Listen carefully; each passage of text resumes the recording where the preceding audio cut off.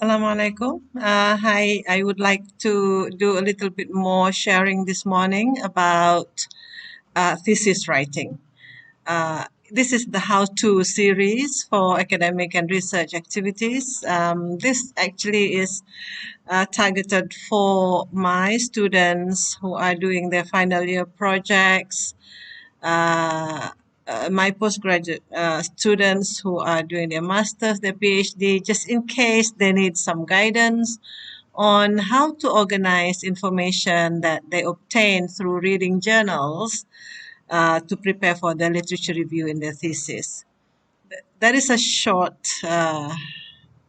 guide. It's very simple. This is what I used to use. Maybe it will be useful for you.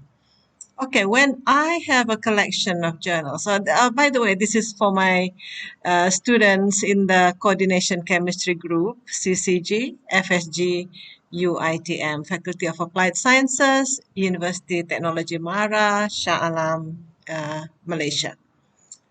Okay, this is an example how information from the journal that you read can be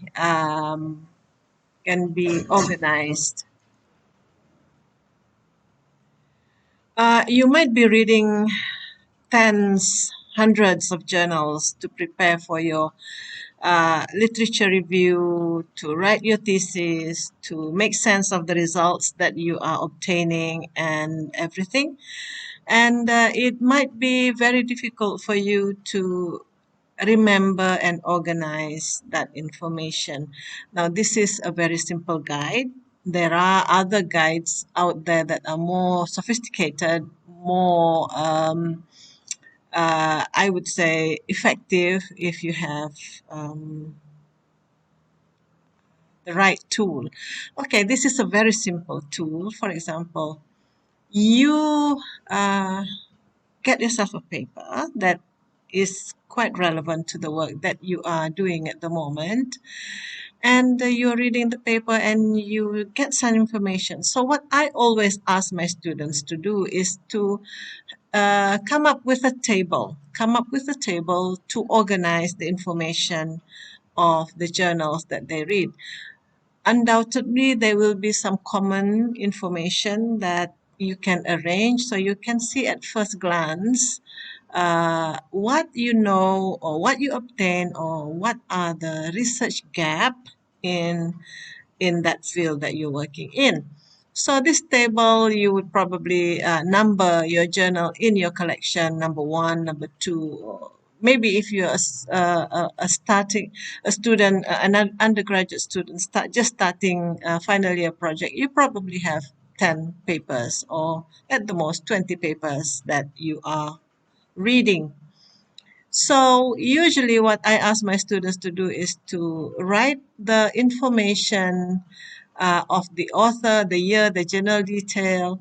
What is the title of that paper that you're reading? Now, because my field is coordination chemistry, what are the metals that are being reported in that journal? What are the ligands? And I am doing a lot of shift bases, so you can put whatever you want to put. What are the characterization methods that are reported in that paper? And in this case, for corrosion, because I prepared this for a group of students doing corrosion. So what are the methods for corrosion inhibition investigation, and what are the prominent results that they obtain from that paper? So you can add whatever, however many more columns in your table and whatever title that you want to put or heading for each one of your table column. But these two would be common to all: the author, the year, the journal details. For example, Abdul Al Wahab, ZH 2007, Spectrochemica Acta, Part A 67. Pages 25, and then the title of the paper. This is the title of the paper. Just copy and paste into your table so that easy for you for quick references. Read up the read the paper and make a summary of what are the metals being reported. For example, copper 2, nickel 2, iron 2. Do a snapshot or a print screen of the ligands that are being reported in that paper. So it's easy for you to compare it with the other papers and for you to make decision on what do you want to add into this field of knowledge. What are the characterization methods employed by the researchers and reported in that paper? For example, IR, NMR, melting point, magnetic susceptibility. What are the most important information that you get from that characterization? For example, the stretching frequency for C double bond N is in, this is not 1970, this would, I don't know, around there, 1600, yeah. The solvent in the enema that they're using, the melting point of that compound, and so on and so forth. For the investigation for the corrosion, if you do antibacterial, you can do for antibacterial heading here. If you do anti-cancer, if you do catalysis, if you do sensor, if you do whatever, you just put here what are the methods employed by the researchers that you are reading, and then what are the prominent findings. You just put them in here.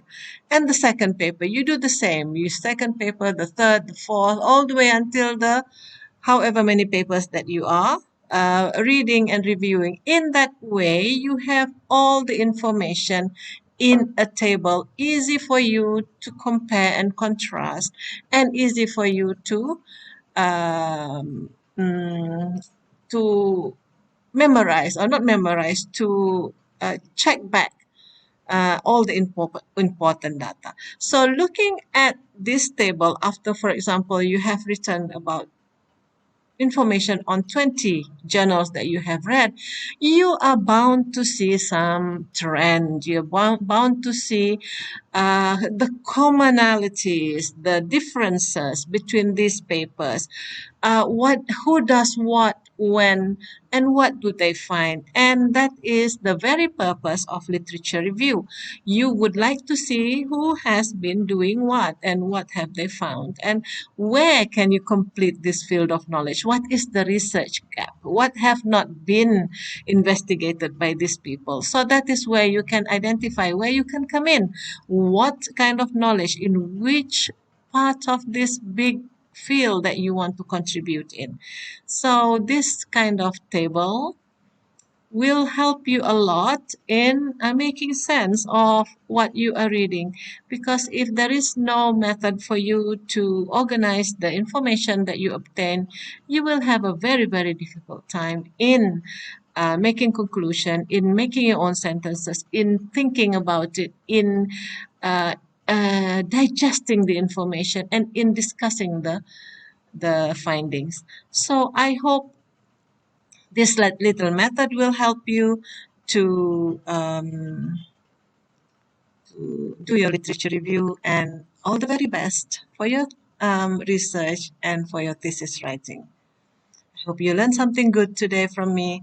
I'm saying goodbye for now from the Faculty of Applied Sciences, University Technology Mara, Shah Alam, Malaysia. Bye-bye and Assalamualaikum.